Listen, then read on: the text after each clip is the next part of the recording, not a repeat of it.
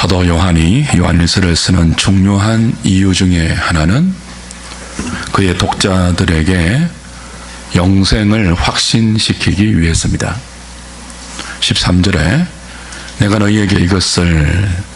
내가 하나님의 아들의 이름을 믿는 너희에게 이것을 쓰는 것은 너희로 하여금 너희에게 영생이 있음을 알게 하려 함이라. 그렇게 밝혔죠. 예수님을 믿는 자에게 영생이 있다는 말은 너무나 기본적인 기독교의 진리입니다. 그럼에도 불구하고 사도가 자신의 편지 말미에 굳이 이 기본적인 목적을 다시 밝히는 이유는 지금 이 편지를 받는 자신의 독자들이 믿는 자에게 있는 그리고 있어야 할 영생의 확신이 흔들리고 있기 때문입니다. 지난주에 왜 이 편지를 받는 독자들이 영생의 확신을 흔들리고 있는지 두 가지 이유를 확인했습니다. 하나는 초기 영지주의 이단의 영향 때문이었고요. 또 하나는 무엇이었죠? 사도의 바른 가르침에 비추어 볼 때 한없이 부족하고 모자란 자신의 모습 때문이었습니다. 이유가 어떻든 영생의 확신이 흔들릴 때 성도는 기도의 자리로 나가야 합니다. 무엇이든지 주의 뜻대로 구하면 반드시 응답하시는 하나님의 살아계심을, 신실하심을 신뢰하고 하나님을 붙들어야 하죠. 14절부터 17절까지 기도를 언급하는 이유가 여기에 있습니다. 13절의 영생의 확신을 이야기했고 이어서 곧바로 기도가 언급되는 이유가 거기에 있죠. 문제는 사도가 영생과 기도를 연결시켜서 말할 때 사망에 이르는 죄, 사망에 이르지 아니하는 죄, 그리고 그 두 가지 죄를 구분하면서 형제를 위해서 기도하는, 형제 위한 기도와 연결시키는 이 다소 난해한 그 부분이 문제였습니다. 왜 영생의 확신을 말하면서 자기 자신을 위해서 기도하라고 하지 않고 범죄한 형제를 위해서 기도하라고 합니까? 사망에 이르는 죄가 뭔지, 사망에 이르지 아니하는 죄가 뭔지는 지난주에 자세하게 살폈습니다. 모든 죄는 불법입니다. 오늘 17절의 말씀처럼 그 모든 죄는 사망에 이르러요. 근데 어떤 경우 사망에 이르지 아니하죠? 용서받을 때입니다. 그 용서받지 못하면 그대로 범죄한 그 연유로 사망에 이르게 되는 거죠. 그 용서받지 못한 죄가 뭐냐라고 할 때 하나님께서 죄인들을 용서하셔서 구원하시는 유일한 방식, 예수님을 구원자로 보내고 그 예수님을 통해서 자기의 죄를 회개하고 하나님의 은혜를 받는 그 방법, 그거 외에는 죄인들이 죄를 짓고 사망에 이르지 아니하는 다른 방도가 없어요.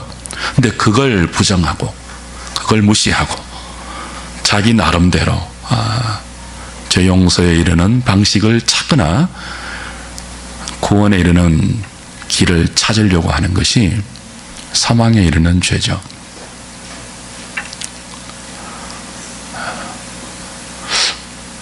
오늘 우리가 좀 생각하려고 하는 것은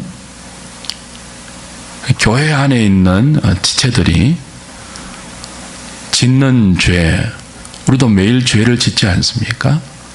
매일 넘어지고 서러지고 범죄합니다. 그러니까 영생이 있는 자, 하나님의 아들의 이름을 믿고 주 예수 그리스도를 하나님의 독생자로 믿고 나의 구원자로 믿고 있는 자에게는 영생이 있는데, 그럼에도 불구하고 우리가 계속 죄를 짓는단 말이에요. 그때 짓는 죄는 어떤 케이스입니까? 하나님과 예수님과 성령님이 죄인들을 구원하는 그 유일한 구원의 방식을 부정하는 그 불신의 테두리 안에서 죄를 짓는 것이 아니고 믿음 안에서 연약해서 짓는 죄라고 확인했습니다. 못나서, 부족해서, 어리석어서, 미련해서 우리는 매일 넘어지죠. 주의 뜻을 잘 이루어드리지 못합니다. 믿음으로 세상을 이기고 형제를 사랑하는 일에 늘 부족합니다. 그러나 그 죄는 사망에 이르지 않습니다. 그래서 하나님께 자백하고 용서를 받아 다시 생명의 자리에 굳게 서야 하는 것이 신앙생활이죠. 여기서 우리는 영생의 개념을 다시 좀 기억해야 할 필요가 있습니다. 몇 번 반복해서 확인한 것이지만 누차 반복해도 사실은 부족한 것이 영생의 개념이에요. 성경이 말하는 영생, 믿는 자에게 허락되어 있는 영생, 하나님의 아들의 이름을 믿는 자에게 영생이 있다고 했는데 이 영생의 개념이 뭐라고 했죠? 단지 영원히 사는 생의 길이 정도가 아니라고 했죠. 요한복음 17장 3절에서 사도 예수님께서 뭐라고 했습니까? 영생은 하나님을 아는 것이라고 했습니다. 유일하신 참 하나님과 그가 보내신 자 예수 그리스도를 뭐 아는 것이라고요? 아는 것이 영생이에요. 이 안다는 이 지식, 이 지식은 영지주의도 지식을 강조하잖아요. 영지거든요. 영적 지식을 강조하잖아요. 근데 우리가 하나님을 안다고 할 때 이 구원의 지식, 영생의 지식은 영지주의가 말하는 지식이 아니에요. 영지주의는 어떤 지식을 말합니까? 혼자 환상의 세계에 들어가거나 환상을 보거나 그리고 신비한 종교적 에스타시 가운데 들어가서 영적 깨달음을 얻는 거죠. 그래서 이 육신의 세계를 초탈하는 것, 해탈하는 것, 그 경지에 들어가는 것이 영지주의가 말하는 영적 지식입니다. 그들은 그것으로 영생을 얻는다고 말해요. 영지주의가 주장하는 지식은 관념적입니다. 형이상학적이고 철학적이에요. 추상적이에요. 환상의 세계에서 깨닫는 영적 지식이니까 이 현실 세계에서 발붙이고 체득하는 지식이 아니에요. 하나님을 안다고 해도 영지주의가 말하는 알은 환상의 세계에서 깨닫는 알미죠. 그러나 사도가 말하는 영생, 예수님께서 말하는 영생, 성경이 우리에게 확신을 가지라고 말하는 이 구원의 영생은 그런 형이상학적인 지식이 아니죠. 이 엄혹한 현실 세계 속에서 두 발을 딛고 말씀을 붙들고 실험하면서 얻는 하나님에 대한 실제적 확인입니다. 환상의 세계에서 얻는 신비한 깨달음이 아니고 이 엄혹한 현실 세계에 두 발을 굳게 딛고 서서 말씀대로 살아내면서 얻는 실제적 지식이에요. 요한복음 14장 21절을 한번 보십시오. 이 구절도 누차 본 것인데 다시 보십시오. 요한복음 14장 21절.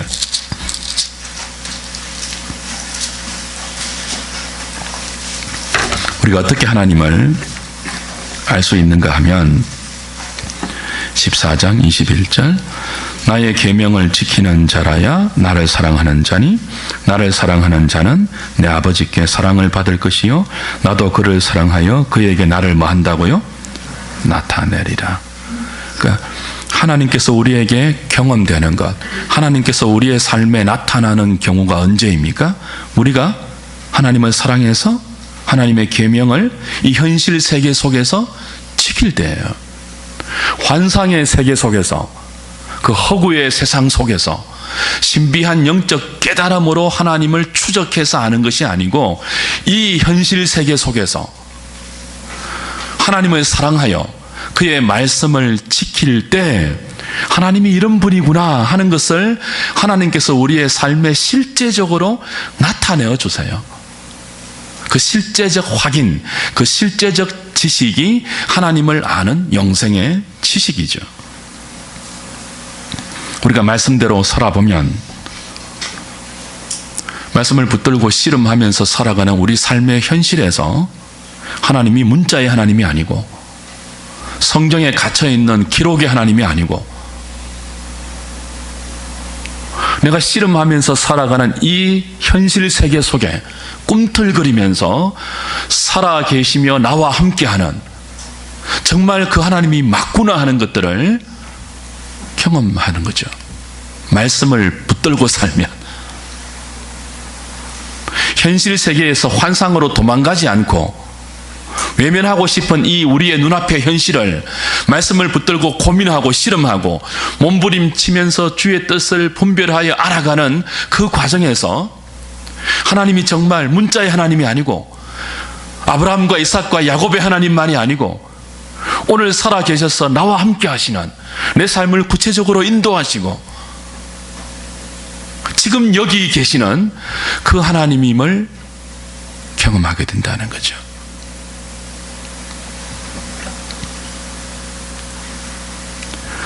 이것을 맛보고 여기서 누리는 감격이 하나님을 아는 지식, 곧 영생입니다. 예수님은 이 생명을 양들에게 주시기 위해서 육신을 입고 오셔서 십자가에 죽으시고 부활하셔서 성령을 통하여 지금 이 생명의 작업을 교회 안에서 허락하고 계시죠.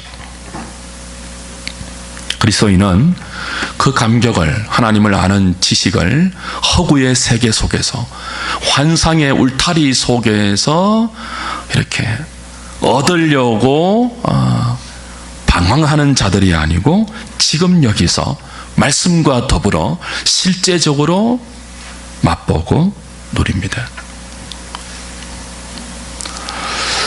이 하나님을 아는 지식을 맛보시기를 축복합니다. 그리스도인은 지금 여기서 그 영생을 맛보고 누리다가 죽어서 그 영생을 만끽하는 존재들입니다.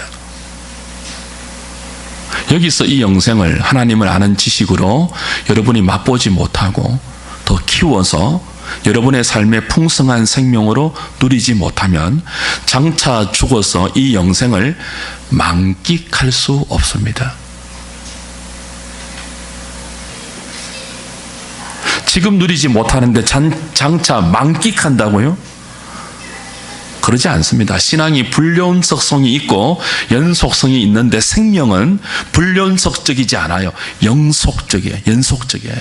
지금 여기서 누리는 자가 장차 만끽한다고요. 그걸 영지주의처럼 도망가면 안 돼요. 어디 세계로? 환상의 세계로, 허구의 세계로, 체험을 통해서. 영지주의는 남이야 어떻든 자기 혼자 깊은 신비의 세계로 들어가 지금 악한 몸을 입고 살아가는 이 육신의 세계를 해탈하면 돼요. 남과 상관없어요. 자기 혼자 깊은 영적 지식의 세계로 들어가면 돼요. 이런 신앙의 체계에서는 더 깊고 신비한 체험의 경지로 가는 길에 다른 사람이 도움이 되지 않고 오히려 뭡니까? 걸림돌과 방해가 됩니다. 그러나 성경이 말하는 영생의 지식은 현실을 던지고 홀로 수도원에 들어가서 나름대로 영적 깨달음 속에서 얻는 고독한 지식이 아닙니다. 이건 함께 이 현실 세계에서 함께 살아가는 온갖 종류의 사람들과 부딪히면서 그 사람들을 외면하지 않고 그 사람들과 더불어 사는 내 믿음을 말씀을 통해서 펼칠 때 얻게 되는 실제적이고 관계적인 지식이에요.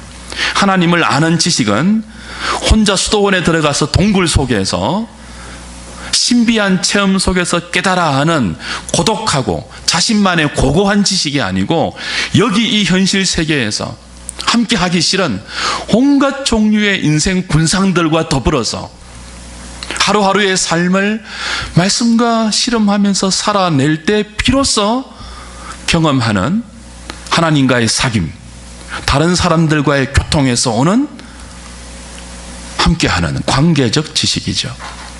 고독한 지식이 아닙니다. 하나님은 사랑이십니다. 오늘 제가 예배 드릴 때 읽었던 요한일서 4장 8절에서 그렇게 요한이 선언하고 있죠. 하나님은 사랑이십니다.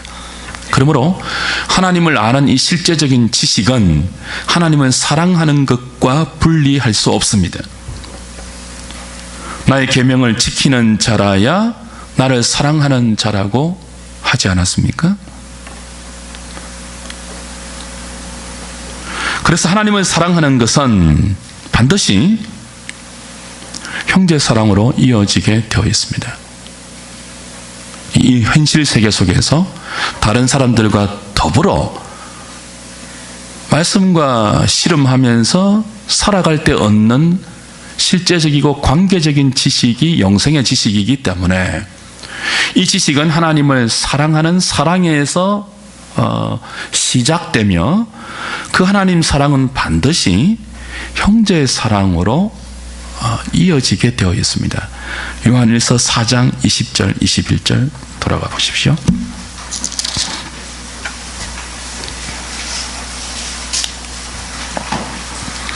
20절 21절 같이 읽을까요? 시작.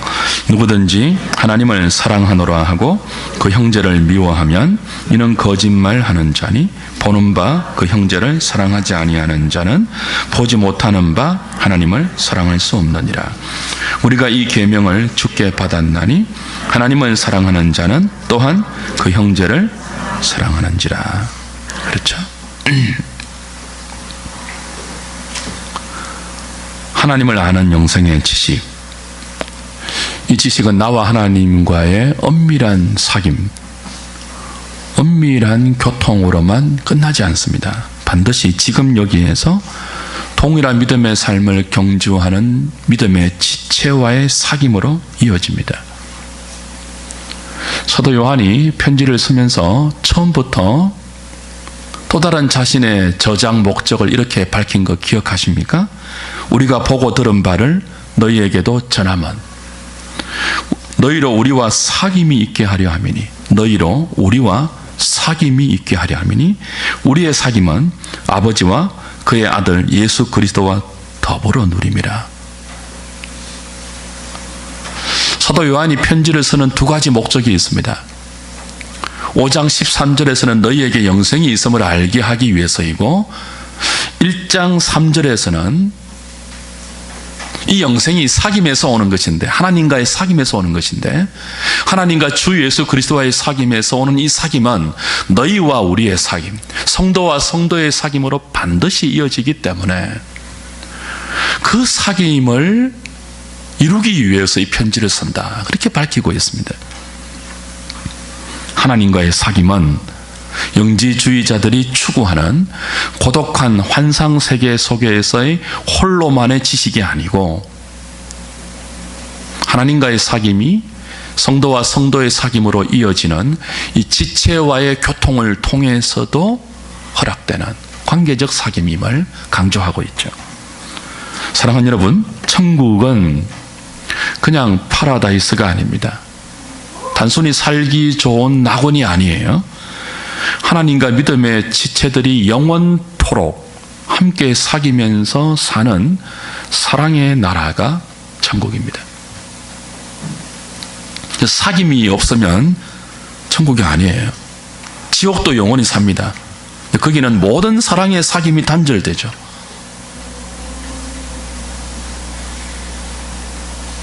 영원토록 이를 갈면서, 천국은 그렇게 영원히 살지 않습니다. 홀로 고독하게 낙원에서 좋은 환경을 누리는 것이 아닙니다. 아무리 좋은 환경이라도 무인도에서 여러분 영원토록 살려면 사시겠습니까? 천국은 그런 곳이 아닙니다. 하나님과 영원한 사귐을 만끽하는데 그 영원한 영생의 만끽 속에는 지체들과의 허물 없는 사귐이 포함된다고요. 그게 천국이에요. 영생을 이렇게 하나님과의 사귐, 성도와 성도의 거룩한 교통에서 오는 지식으로 정리해 놓으면 그게 성경적인 정의인데요. 혼자 잘 믿으면 된다는 영지주의식의 생각을 가질 수가 없습니다. 나 혼자 잘 믿으면 되지. 교회 가니까 꼴 보기 싫은 사람도 많고, 교회가 하지 못할 일들도 많이 하는데, 교회 안 나가고, 혼자, 인터넷 보고, 혼자 설교 듣고, 그러니까 혼자 잘 믿지. 불가능하다니까요. 그 진짜 혼자만의 생각이라니까요. 혼자 체험하고, 혼자 깨닫고, 혼자 성화되고, 그런 생명은 없습니다. 생명은 더불어 관계 속에서 하나님이 허락하시는 하나님의 속성이에요. 삼위 하나님이 태초부터 사랑 가운데 교통하며 계셨잖아요.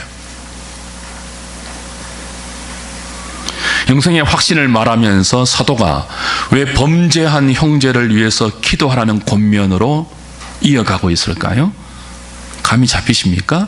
영생의 확신, 너에게 영생이 있다. 그 확신해야 된다. 여러 가지 이유로 그 확신이 흔들릴 것이지만 범죄한 형제를 위해서 기도해야 한다. 왜 영생의 확신과 범죄한 형제를 위한 기도가 함께 어우러지고 있는지 감이 잡히십니까? 주의 뜻대로 기도하면 다 응답받는다는 것이 무엇입니까? 주의 뜻이 무엇이죠? 기도하고 그 성경을 딱 펼치면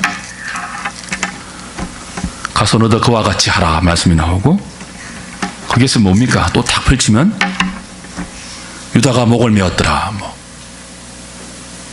제가 지금 웃긴 말을 했는데 이 썰렁한 분위기를 어떻게 할까요?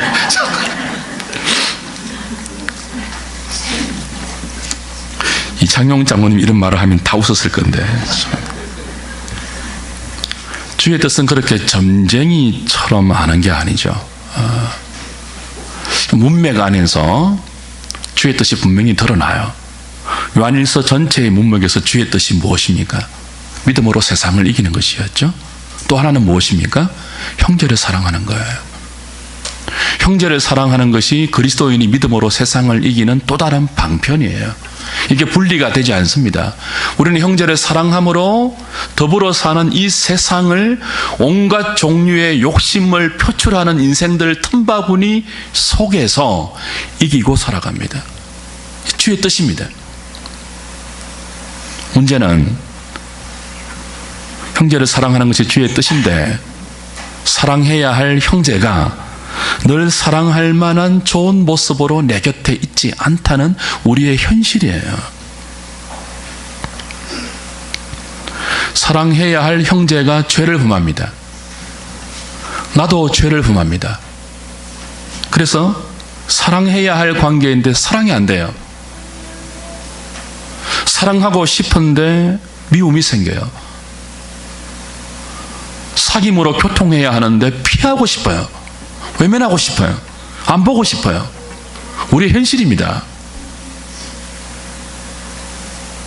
영지주의는 환상이나 신적 합의를 통해서 영혼이 고상한 영적 세계에 들어가는 경험, 그것이 진짜이고, 육신을 입고 발을 딛고 살아가는 이 세계는 그림자고 허구라고 말해요. 지금 우리가 눈으로 보고 듣고 만지는 것이 영지주의의 주장에 의하면 허구예요. 그림자예요. 진짜는 뭐죠? 영적으로 고상한 세계의 체험을 통해서 들어가 내가 신적 본질의 일부라는 사실을 깨닫는 그 빛 안에 들어가는 것이 진짜예요. 그런데 그렇지 않습니다. 여기가 진짜예요. 사랑하고 싶은데 사랑할 수 없는 사람이 어제도 오늘도 내일도 생기는, 도망가고 싶고 피하고 싶고 외면하고 싶은 이 엄혹한 내 삶의 현실, 이게 허구가 아니고 진짜란 말이에요. 신앙은 여기에서 하나님이 주신 말씀을 진리로 받아 그 말씀을 하나님 사랑하는 사랑으로 지키며 살아갈 때 얻는 하나님의 어떠함을 깨닫고, 그 하나님을 아는 지식 속에서 우리에게 나누어지는 하나님의 생명을 여기서 누리고, 그 영원한 생명을 만끽하는 내일을 소망하는 믿음으로 오늘 여기를 굳건히 지켜내는 것입니다. 여기가 허구가 아니, 여기가 진짜라니까요. 근데 우리의 문제가 뭐랍니까? 이 진짜인 여기에서 사랑하고 살아야 할 지체들이 죄를 범하는 거죠. 사랑하기 싫은 거예요. 나도 연약하고 나도 부족해서 죄를 범하니까 사랑이 안 되는 거예요. 어떻게 해야 합니까? 기도할 수밖에 없다는 거죠. 그래서 영생과 기도가 연이어서 나오는 것입니다. 그 기도도 범죄한 형제를 위한 기도가 나오는 이유가 여기에 있어요. 우리의 죄는 어떤 죄라고요? 그래도 하나님께서 죄인들을 구원하는 그 방식을 부정하지는 않잖아요. 예수님이 나의 구원자인 줄 알잖아요. 그걸 부정할 수 없는 존재가 우리들 아니에요. 그러나 못나서 너무 부족하고 어리석고 미련해서 그 하나님의 뜻을 우리의 몸으로 여기에서 잘 펼치지 못하죠. 사망에 이르는 죄가 아니에요. 형제도 그렇고 나도 그렇고 그 죄를 다 이렇게 범하면서 살고 있으니까 사랑이 잘 안 돼요. 어떻게 하라는 것입니까? 범죄한 형제를 위해서, 범죄한 자신을 위해서 기도하라는 거죠. 그 죄는 사망에 이르는 죄가 아니니까, 자백하고 용서해서 다시 생명으로 들어가야 할 그런 죄니까, 그저 피하고 싶다고, 외면하고 싶다고 근성근성으로 섬과 섬이 뚝 떨어진 거리처럼 거리를 일정하게 유지하면서 고고하게 살아가는 그런 신앙 말고, 그 형제를 위해서, 범죄한 형제를 위해서, 저 사랑하기 싫은 그 형제를 위해서 기도하면서 사귐의 자리, 교통의 자리, 말씀을 붙들고 함께 나누는 그 자리로 나가라는 것입니다.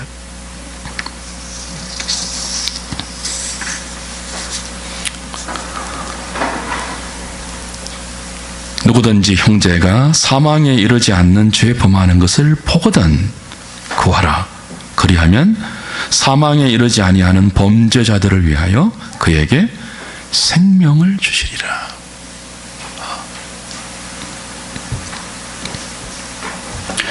어느 날 지체가 예배에 빠지고 보이지 않을 때가 있습니다. 무슨 일이냐고 전화를 하죠. 아무 일 없다고 합니다. 그런데도 계속 오지 않습니다. 그 시간이 길어지고 나중에는 전화도 안 받는 경우가 있습니다. 그냥 있을 수 없으니까 지체들이 여기저기 수소문해서 무슨 일인지 알아보지 않습니까?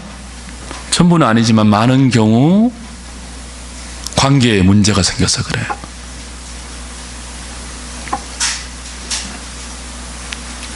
사랑해야 할 지체들인데 어떤 이유인지 모르겠지만 누구 때문에 상처받고 불편해지고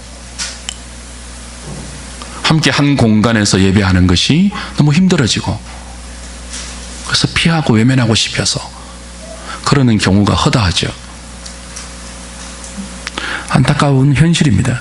안타깝지만, 그래서는 안 되지만 그게 우리의 현실이에요. 그런데 사랑하는 여러분, 이걸 피하면 안 됩니다. 그걸 외면하면 안 돼요. 이겨내야 합니다. 기도하면서 극복해야 합니다.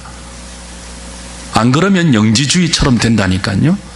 혼자 고독한 명상의 세계에 들어가서 혼자 보기 싫은 사람들 다 그냥 접어두고 혼자 환상의 세계에 들어가서 영적으로 하나님을 만나는 그런 식의 신앙이 되어버린다니까요.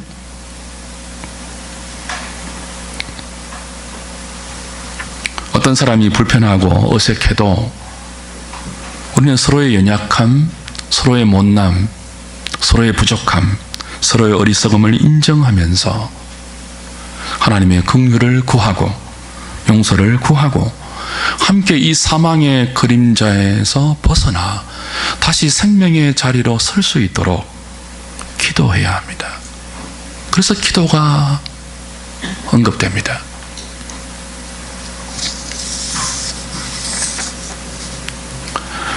장차 죽어서 우리가 소망하는 만끽할 영생은 지금 여기서 이 분명한 우리의 현실을 인정하고 그 속에서 사는 나와 지체들, 다른 사람의 한없는 어리석음과 모자람을 하나님 앞에 고백하고 도와주십시오. 용서해 주십시오. 우리 이 사망의 자리에 버려두지 마십시오. 여러분, 지옥이 언제입니까? 살면서도 지옥 같다고 느낄 때가 있잖아요. 그때가 언제입니까? 관계가 다 깨어질 때예요. 돈이 없을 때가 아니에요. 먹을 것이 없고 잠자리가 불편해도 사랑의 관계가 분명한 가족이 있고 지체가 있으면 초가상간도 천국이에요.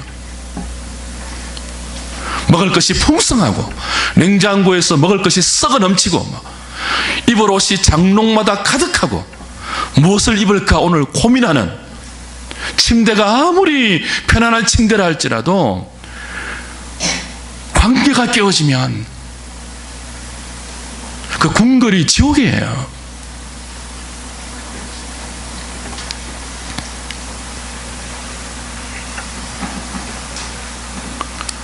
그걸 피한다고 해결되겠습니까? 어떻게 하든지 깨어진 그 관계를 하나님의 은혜를 구하면서 회복해야 지금 여기서 우리가 누리고 맛볼 영생이 다시 우리에게 경험되는 거죠. 그걸 피하고 늘 도망가고 외면하다가 어느 날 천상으로 점프해서 영원한 천국을 만끽할 수는 없는 거죠.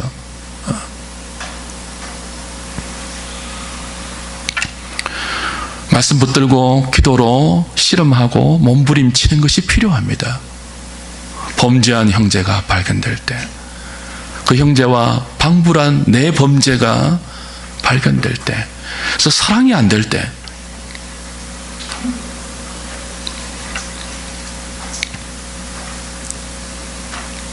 오늘 아침에 옷을 이제 입고 교회 나오려고 옷을 갈아입는데 옷걸이에 잘 다려진 와이셔츠가 이렇게 더 있는 거예요. 뭐 늘 있는 일입니다. 매일 그렇게 그 자리에 걸려 있는데 갑자기 그 와이셔츠를 다려주는 아내가 너무 고마운 거예요. 너무 고마운 거예요. 이 와이셔츠입니다. 빳빳하게 다려진 와이셔츠. 26년을 살면서 저는 그게 당연한 건 줄 알았습니다. 뭐 아내니까, 와이프니까, 내게 시집 왔으니까 뭐 당연히 그래야지. 아, 사모니까 뭐 그것도 안 하면 사모가 될 수 있나 뭐. 제가 젊었을 때는 그렇게 했습니다, 진짜. 근데 그게 고마운 줄 몰랐어요. 당연한 줄 알았어요. 근데 오늘 철이 좀 늦게 들었어요. 너무 감사하고 너무 고맙더라고요. 그게 당연한 게 아니더라고요. 자기도 얼마나 바쁜데 할 일도 많고 자기 옷 자기가 좀 다려없지 그런 생각 왜 안 들겠습니까? 근데 그걸 다 감수하고 그냥 매일 다려주는 거잖아요. 얼마나 감사한지 뜬금없이 뒤에서 허깅했습니다. 고마워 여보. 허깅 했는가? 고마워 여보. 집사람이 놀라더라고. 안 하던 짓을 하니까. 근데 얼마나 감사한지 모르겠어요. 사랑하는 여러분, 하나님께서 우리를 사랑하는 것은 당연한 것이 아닙니다. 그거 정말 힘든 거예요.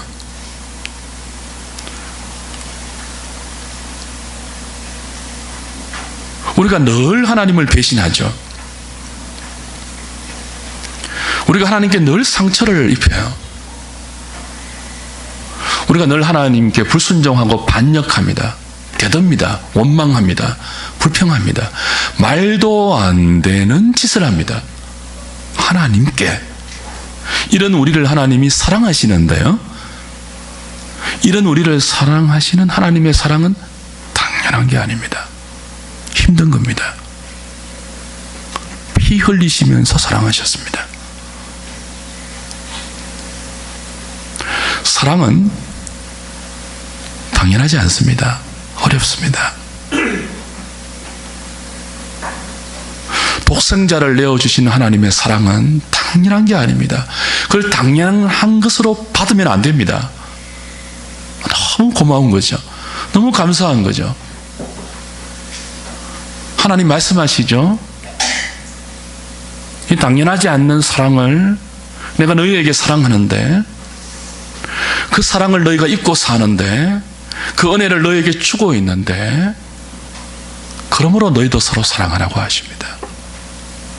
나를 사랑한다면, 보이지 않는 나를 사랑한다면, 똑같은 믿음의 지체인, 함께 연약하고 함께 모자라서 함께 넘어지고 함께 쓰러지는 너희들의 이 현실 속에서 내가 너희의 지체로 맺어주고 묶어준 그 형제들을 사랑해야 한다. 그것이 나의 뜻이다. 그렇게 이야기하시면서 하나님의 아들의 이름을 믿는 너희에게 영생이 있는데, 이 영생은 고고한 형이상학적이고 관념적인 지식이 아니고, 그런 형제들과 더불어 살아내면서 사랑하기 싫을 때 하나님 말씀 붙들고 범죄한 형제를 위해서, 사망에 이르지 아니하는 죄를 지은 그 범죄한 형제를 위해서 기도하면서 그 형제가 생명에 다시 서기까지 더불어 내가 함께 그 사랑의 자리, 그 사귐에서 오는 충만한 지식의 자리, 하나님을 알고 나를 알고 형제를 아는 그 생명의 지식의 자리에 함께 굳건히 설 수 있도록 기도하라. 기도하면서 영생을 누리고 맛보고 장차 만끽할 영생을 소망하라. 그것이 주의 뜻이다.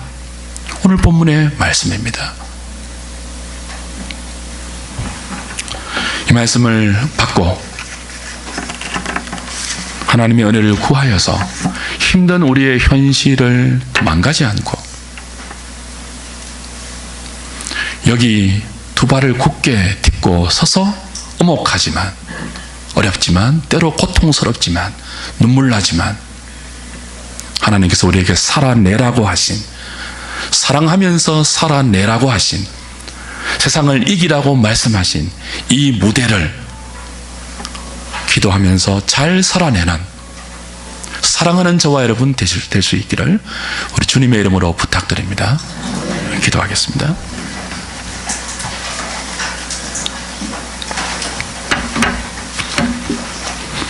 하나님 감사합니다. 사랑의 하나님께서 당연하지 않는 사랑을 우리에게 주셨습니다.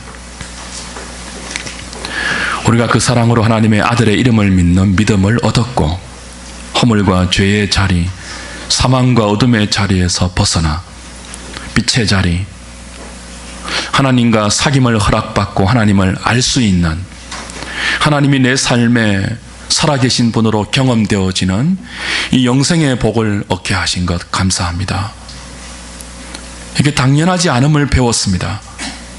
그러므로 이 은혜가 우리에게 있기 때문에, 이 사랑이 우리에게 있기 때문에 영생의 확신이 흔들릴 때마다, 사랑하기가 그렇게 힘들 때마다, 관계의 깨트림과 관계의 어려움이 발생할 때마다 그 자리에 그냥 그대로 있지 말고 범죄한 형제와 범죄한 우리 자신을 위해서 주의 뜻대로 기도하며 다시 생명을 맛보고 그 생명을 자라게 하는 믿음 위에 굳게 서는 저희들 다 되게 하여 주시옵소서. 예수님의 이름으로 기도합나이다. 아멘.